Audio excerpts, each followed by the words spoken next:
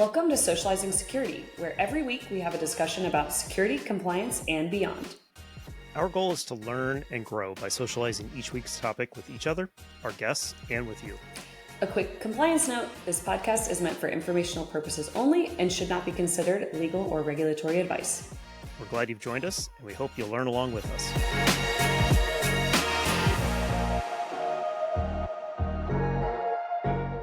Welcome back, everybody, to another episode of Socializing Security. We are excited to be here with you. Again, our goal here isn't necessarily to talk at you every single week. We would love your feedback, so feel free to send us your thoughts on it. But Milo, how are you doing? I'm doing good. I'm looking forward to our conversation today with Mark Adams. Mark Adams is a creative director and a freelance artist and has helped us personally with the branding for the podcast for Socializing Security.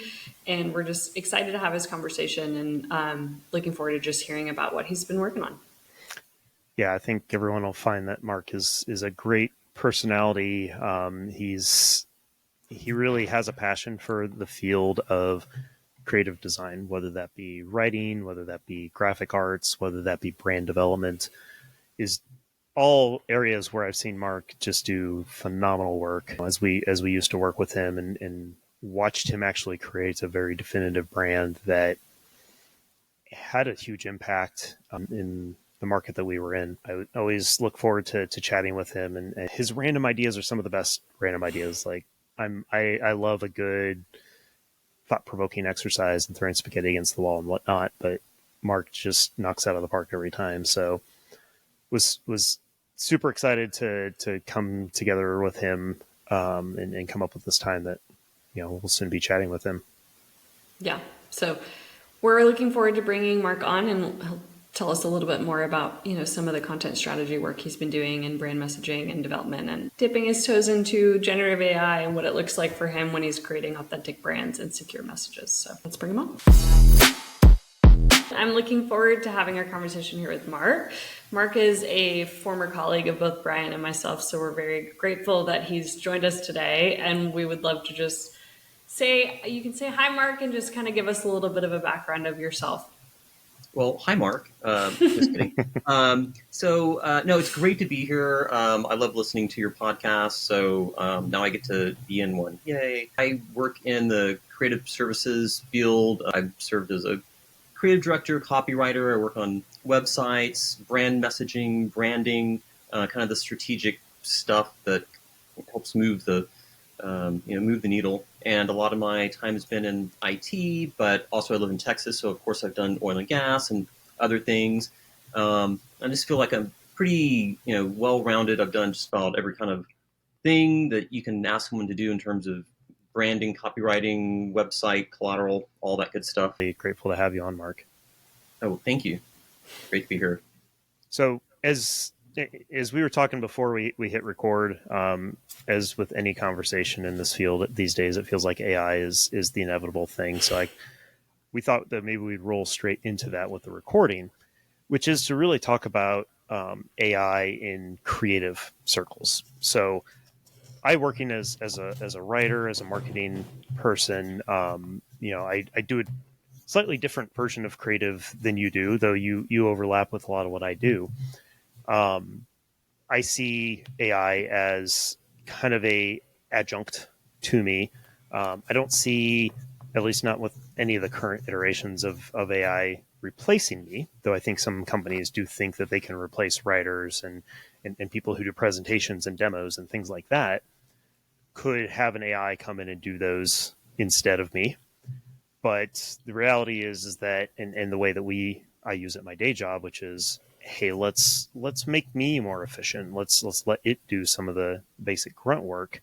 Maybe you can tell us kind of how you, as somebody who's creative, doing a lot more of the graphical aspects of things, as well as the kind of how do we tell our story visually and audio video wise, not just in the writing stuff side of things. Sure. One thing that I have used is Adobe products. They have Firefly, which is a generative program for graphics. So you can, plug a paragraph in and it'll spit out all these different images. It's really interesting. If you're on a budget, I can see, hey, that's a really great way to do stuff. Looking at it from a brand perspective, I think it would take a while. You would need to teach the brand to the AI, like, okay, these are the colors you should use. Don't do this. Do this. Don't put geometric items over people's faces. Like just all kinds of different rules. It might just be easier to have a skilled art director who can just do that for you. But it is great in the ability to really like pretty quickly generate a lot of different ideas. I don't really use it for graphics as much because I don't know if I was just coming up with something freeform, but usually it's something branded. It has to represent the company, and I think that's pretty hard. You really would need to spend time teaching the AI how do I create a properly branded graphic for this company, and then on top of that, I guess you would have to teach it how do you write a headline to put in that graphic too. So multiple supply chains of AI to get that going. Yeah, you would have to like curate it in a way that maybe only a creative director would be able to, or you're now starting to need somebody internally or a consultant to potentially train the AI tool to get the type of content so that it does create this feeling of a seamless brand and a cohesive like message across graphics and text and font, that maybe it would be easier to just pay somebody like you to come in and Well, maybe yeah. design a brand. So it's funny because it's almost like a kind of a running joke, but like if you're in a creative department or you're on the design team, then you always have people in other departments that are going to go, hey, look at this, example thing I did, and you look at it, oh my, that's horrible. Please let me do that. So it feels like kind of the battle is saying, no, please give that to me. Let me clean this up and give it back to you. And if that's your day job with people, do you really want to do that also with an AI? Like, give me that. Oh, no, that's horrible. No, no, no, no, no, no. You need to do it this way. So, but I do think one of the advantages that I've really found that's helpful is when you're working with a lot of data. Like, for example, if you're working on a brand messaging strategy, and so the client has like 3 main areas, and each one of those areas has 3 or 4 different sub areas, and they have like sub markets. And so you've got data on each of these types of person, this audience. And then each audience needs a certain, they have a different concern. They might need a different product. So you can throw a lot of information into AI and then say, hey, give me a grid and tell me this, pull this out, compare this. And you can find some pretty amazing insights that way. I'm sure I would find it on my own, but it would fill up 5-6 pages of me, scribbling on a notebook and then going, oh, aha, where AI can produce those aha moments. But then I still need to take it because in the end, you're talking to a human. Whenever you're doing something, whether it's graphics or you're writing, you're trying to get information into the head of someone else, and it's hard to do that. And then how you do that also affects how it's retained, how it's received. So do you want it to be do you want to put exclamation points at the end of all your headlines? I don't, because I find that annoying and I don't think it's effective. So, and do you want to make it dry and humorless, or do you want it to be a little witty so that you can kind of communicate some of the charm of the company and the culture? So those are the things that really the human brain has been running for millions of years, and it's very good at looking at people and understanding, is that a friend or a foe? By the way, the direction of the eyes, is the mouth this way or this way. You can instantly say that person wants to kill me, or that person might be my friend. And AI just doesn't have that natural intuition yet. We can train it to do that. Maybe we shouldn't, though, because that might be scary. What if it is evil but knows how to dupe us and think that it's innocuous? One of the things that you mentioned that I've definitely seen in my, I won't say day-to-day use because I don't use it daily, but my now regular use of AI to help generate content is that the tool we've adopted as a company has the capability of saying, here's a way that you can put in guidelines and built-in definitions, certain ways of saying things. How are we going to describe this thing? So that as it makes those generation of new things, it has the framework with which to build it, which, for humans, we read it one or two times, we keep looking at those things, and it just kind of embeds in our brain. And it, our brains are fungible, so our brains kind of form around those to begin with. We sometimes get to the point where we don't have to think about those things. Mm-hmm. We have to remember to constantly remember the AI that, yeah, this is the form you need to use, because it's not necessarily going to form those types of things. So I find that really interesting that you've run into that in other ways that are more than just about how we describe a thing or define a thing, but in the way that we talk and things like that, because that's the thing that I've always loved about corporate brands, as Mm-hmm. funny as it sounds to actually say something like that. The voice of the brand can be very intentional and sometimes very subtle, that we don't even notice it until it goes off to the side, it goes off the rails, and all of a sudden we're like, hey, that doesn't sound like the brand. Very similarly, had this conversation with my parents recently, where I was talking about the fact that AI and deepfakes and stuff are going to make it potentially difficult for us to communicate with one another and actually trust one another, Mm-hmm. and that we may need to come up with ways to say things. And I gave an example. I was like, oh, hey parents, this is Brian, and I wanted to ask you this question. And my wife was like, you would never say anything like that. I'm like, but that's kind of the point, is that AI of today might be bad at saying something like that. AI of tomorrow might be better at not saying something like that. So how do we explicitly communicate with one another? Or is that just a sign of something going astray there?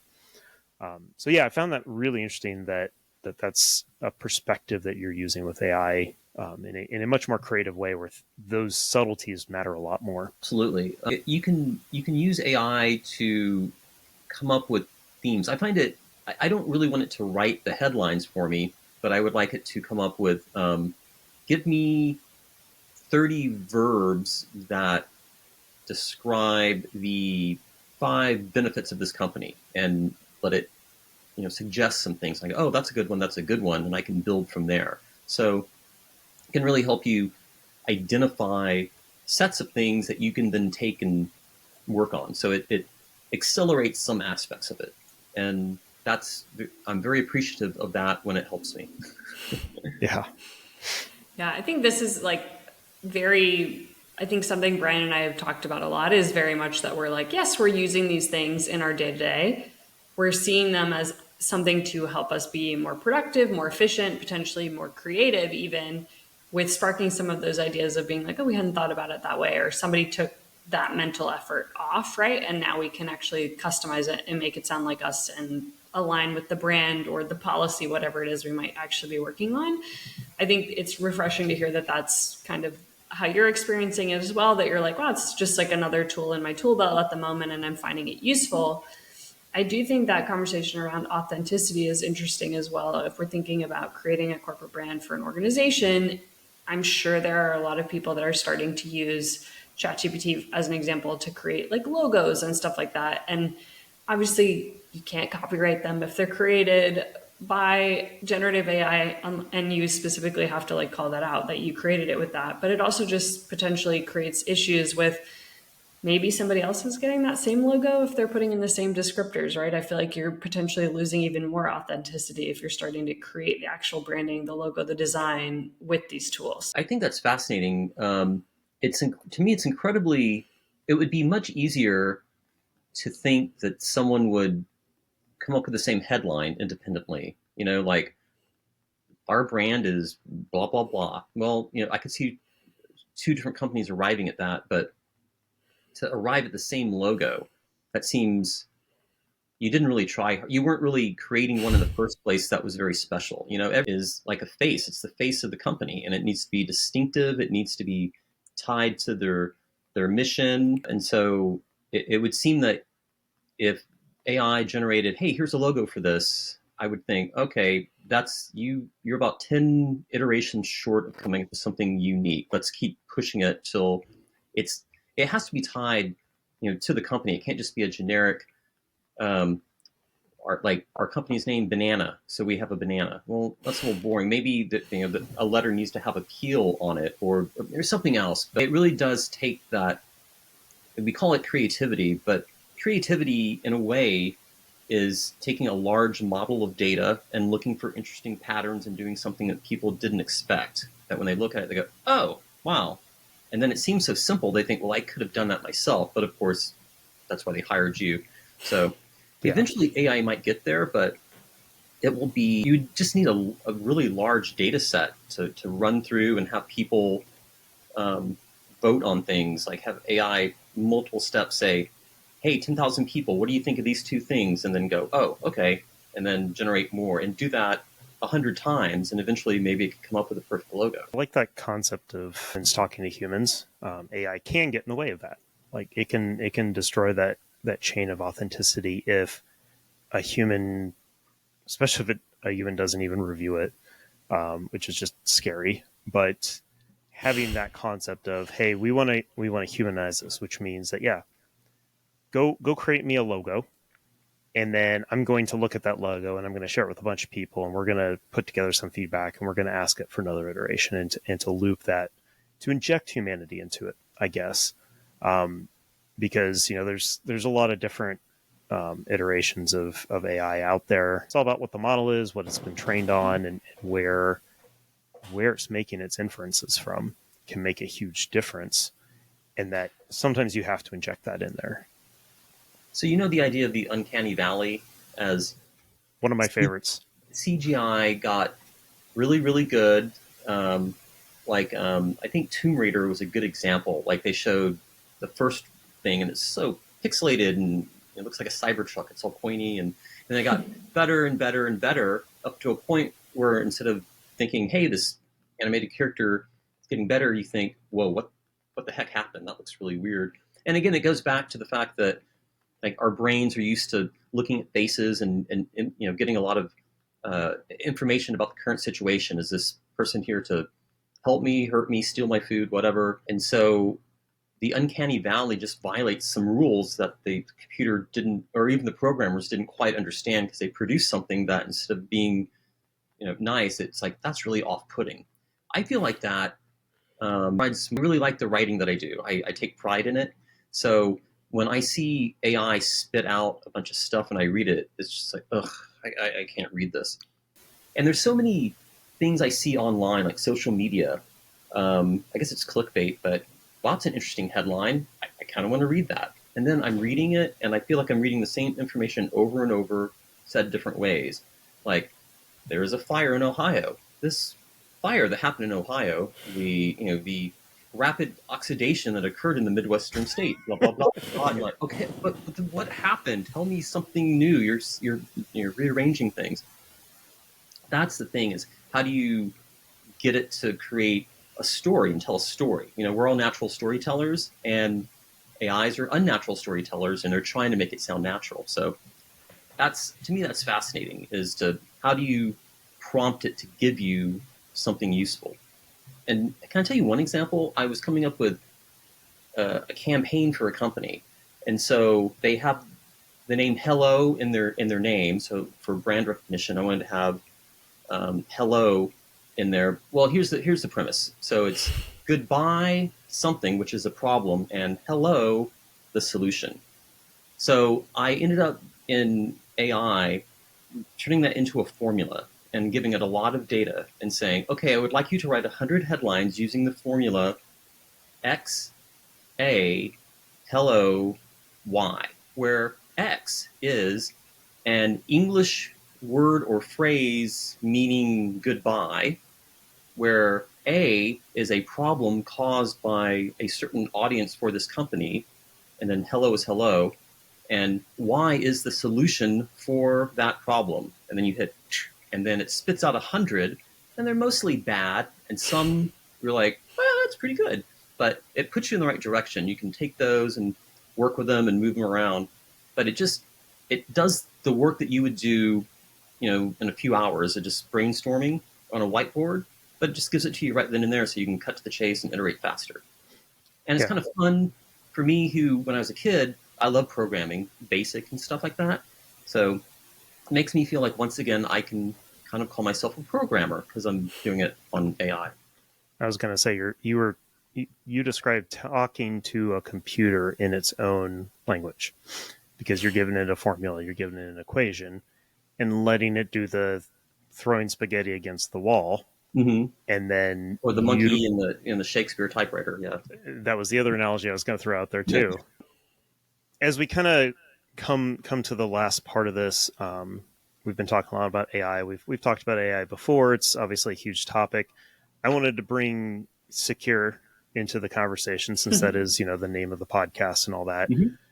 And as we were formulating ideas of what all we wanted to talk about, we oftentimes came to the phrase of like a secure brand. And there were a lot of different ways that secure brand kind of came up. I work for a security company. We need a brand that reflects the secure mission that we have for our customers. There's also the AI aspect of it, of how do we secure our brand? And that is one topic Mila and I have talked about is, how do you, can AI patent something? But there's also kind of that idea that you kind of touched on. I'd like to go deeper into this, which is that your authenticity of a brand. So you have a brand that has a certain voice. You have a brand that means a certain thing.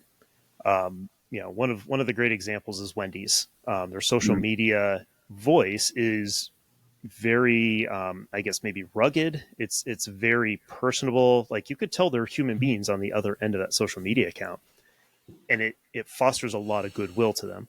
I don't know if it translates into more sales for them or how that works. I'd love to hear more about that, to be honest. But in your mind, as you think about the brand of a company and how it is portrayed, and using newfangled tools that could potentially shift that brand, what does a secure brand mean to you in that regard? Of, we want to make sure that it's consistent, that it's authentic, that it speaks in the way that we consistently have and always want it to. And I realize that not every brand is as humanized as Wendy's brand is on social media. Some of them purposely take kind of a cold corporate approach to it, but they want to keep that consistent because that is a choice that they have made at some point. So what are your thoughts on that? Well, yeah. So I was thinking some varieties of brands, like there's a lot of ones that are kind of warm and personal. I tend to like those. But then you've got Caterpillar, which is very, we're buff, tough, or we're built for people to get things done. It can be consumer, it can be toward commercial or professional customers, but however you speak to people, we're speaking right now. We're all humans, and I'm listening to you and assessing what you're saying and responding, and that builds trust. That we're chatting. So I think one danger, something that would make your brand unsecure, is to lose the humanity, to rely too much on AI, and say, like, oh, here's my social media calendar for 2025. I gotta do how many posts? Hey, ChatGPT. Okay, I'm done. Woo-hoo. So, but maybe the message you have for Black History Month or Women's Month isn't as polished as it should be. Maybe that's not a place to crimp, to trim corners and save money when you're trying to address some really important issues out there. So, I think making sure that there's always someone to make sure that the tone is right, that you're not accidentally saying something that will take you away from the message. Like the idea of an unintended fumble, that's one idea, but also just not performing well. If people like your brand because they feel it's human, and then you start talking at them instead of with them, you will diminish that. And that would be a risk to the brand. I really like that one of just saying, like, don't lose your humanity, especially with the entire conversation we've just been having about being like, generative AI is great, but we still want that human element, because for the most part, a lot of us within a couple of months could already tell, like, oh, that's created by Gen AI. Like, we could really quickly start to identify graphics that were very clearly made by some of these tools that were like, oh, that wasn't made by a human. And so I think you can definitely see that. I think we've already trained our brains to start to recognize it. So beyond trust, are there others that come to mind when we're talking about creating a secure brand? Obviously, when we were talking about building socializing securities branding, which Mark helped us do, which is very grateful for, a lot of ours came around okay, what are images of security for us? It's a lock and a key, or there's certain things that we had. Yeah, like armor and Wi-Fi. Like we talked a lot about symbols of iconography that creates like a feeling of security. Mm-hmm. But I think there are other elements that I'm sure you can talk to a little bit more.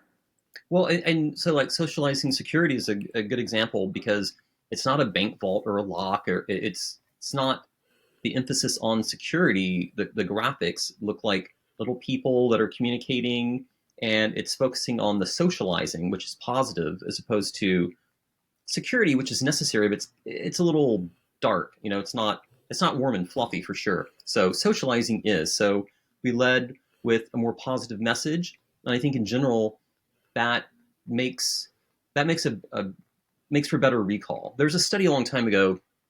A lot of times, especially in when it gets close to elections, you'll see fear and doom ads like, "Oh my God, this is bad things going to happen." Bum bum bum. So those people are aware of those. There's very high awareness, and it moves the needle. But if you look weeks later, they have forgotten it, and it's sort of it will leave a negative impression on them. Whereas if you have a happier message, it may not move the needle up front, but it has a longer tail and a more positive reaction. So I would rather be positive, even if you're talking about something serious. You can say, "Hey, this is serious. We're going to talk about it." You can do it in a human way, and that really is what's special about us. If you think about all the different AIs, from the Terminator to anyone else, they wanted to be human.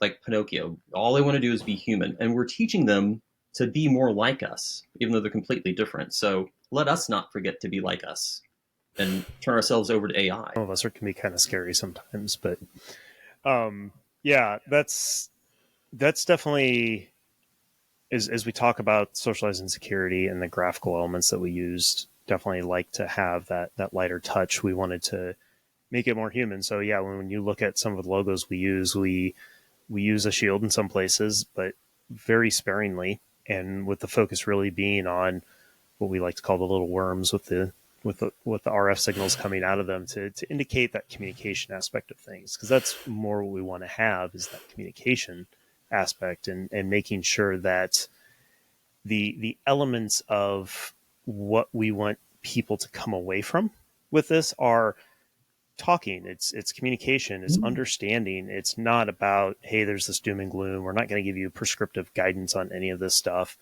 We want you to better understand how this fits into our human interactions as much as the computer interactions. And that was a big part of our brand voice. And like Milu said, thank you, Mark, for coming and helping us with that, because we do highly respect your ability to define a brand and come up with the, pardon the pun, the voice of that particular brand and how we communicate things. Well, thank you both. And I just want to say that that's the kind of stuff I love to do. Like some things you don't like doing the dishes. I don't like that. But hey, Mark, create a brand identity. Okay, I love doing that. Super. Yeah. I was just thinking maybe we could call those little worm people, the Wi-Fi, maybe they could be called socialites. Ooh, I like that. Yeah, for me, they're people, Brian. They're not worms. That's my growing up with too many Richard Scarry books and lots of those types of animals, I think, is where that's coming from. Worms with Wi-Fi coming out of their head. So yeah. Mm-hmm. Well, Mark, as part of our brand identity, we do have a question that we like to ask our guests to just kind of create a little bit of cohesivity between the episodes. So I had a CTO recently say that he believed that the fight for privacy was dead and that now it's the fight for security. And I would love to just hear your take on that, of what you think about, especially whether that's as somebody who's advising a company more on like public data, or as a consumer. Either is totally fair game. Yeah, I mean, so in a way, privacy is trying to hide something. And I don't think anyone has an expectation of privacy in the world today. I mean, especially not when we're all on social media, putting our own stuff out there for everyone to see. The best way to keep something secret is to hide it. But if someone knows where it is, then you have to shift to strategies to defend it. And that's inherently more complicated. And it's not fun. It's not a fun thing. It's not going to the beach and cooking hot dogs. People don't want to do it. So we have to tell them, hey, it's like going to the doctor. You have to get the shot, even though you don't like it. You have to take care of your security. So that's why this really is a great podcast, and I love listening to it. because even I, who like the topic, sometimes it's so big and can be a little boring. I feel like you have to gird yourself up to get into it. But you guys make it so approachable and fun. I think it's really a great service to humanity, or at least everyone listening, at least. High expectations, but appreciate it, Mark. Thank you. Take us on, Milu. Yeah, well, Mark, thank you so much. We really appreciate the time. Obviously, we're really grateful for all the work that you've helped us with establishing our brand and creating our logo with our people and the podcast. But we're so grateful for just having you on here. So thank you so much for taking the time. We really appreciate it. Well, again, this was one of the fun things, so I was very happy to do it. It's always a pleasure to talk to you two. So I'll be listening to you. Thanks. And if people want to reach out and get in contact with you, what's the best way to do that? Go to my website, markadamscreative.com. And if you want to see other random musings of mine, I don't do Twitter anymore, but I'm on Threads as Markapalooza. Awesome. All right. Well, thanks, Mark. We appreciate it. Oh, thank you. Bye-bye. Well, as expected, that was an awesome conversation. Milu, what'd you think?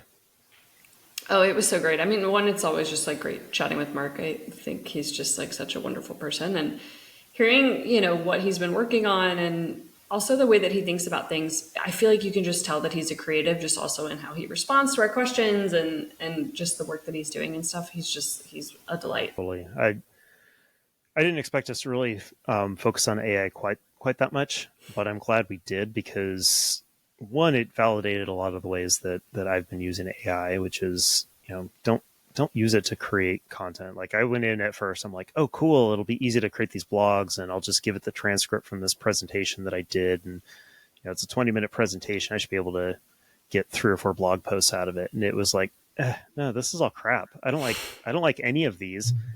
It's got some good bones though. So let's spend some time tweaking it, putting it into my own voice, trying to massage it so it's got our brand voice a little bit better.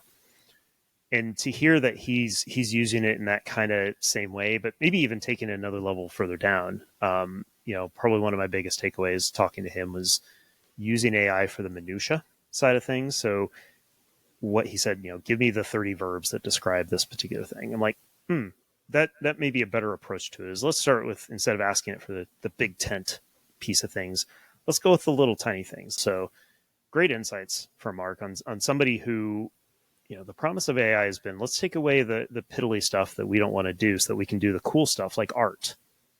And now so much of AI is about creating art. It's like, no, we're doing this the wrong way. His perspective on how to best utilize it, I think is a good way to go about it. Yeah, I mean, I think it's great to hear. Obviously, you and I have different roles within an organization. He also comes from a very different background. I think you two have some overlap, but I think thinking through how he's using it, of being like, hey, again, this is like something that's helping my day to day. It makes some of the creativity a little bit easier, but really the actual, like the brand, the vision is still very much coming from that human element. And I think also, again, infusing the importance of making sure that people are still giving you feedback and that we're still trying to make brands feel human and appeal to to each other, as opposed to being like, hey, this was very clearly created by, a bot or something. So I think it was interesting to just hear that he's using it in a similar way that I think you and I both are in our respective fields. And then also just hearing about the importance of still making sure that we're thinking about, well, what does the end user actually feel about this? How is it received? How is it digested and understood? And just prioritizing that, hey, to establish trust, you need people. Yeah, definitely. There's still more than enough room for us flesh beings in this space right now. So definitely reassuring from that perspective. Yeah, well, it was great hearing from Mark. And again, I know he had mentioned on how the best way to reach out to him, but again, you can find him on LinkedIn as well, and Threads, and his website. So we'll make sure to make those resources available to you all. Yep. Cool. Well, great listening in to that great conversation with you, Milu. I hope everyone else enjoyed listening in with us, learning a thing or two, and hope to see you back next week for the next episode of Socializing Security. Take care, everybody. Thanks for socializing with us. Thank you for joining us for another episode of Socializing Security. We hope you learned a thing or two with us. If you'd like to continue socializing with us on this topic or have feedback, We'd love to hear from you on LinkedIn or social media. Just search for Socializing Security. Or you can email us at info@socializingsecurity.com. Until next time, stay social and stay secure.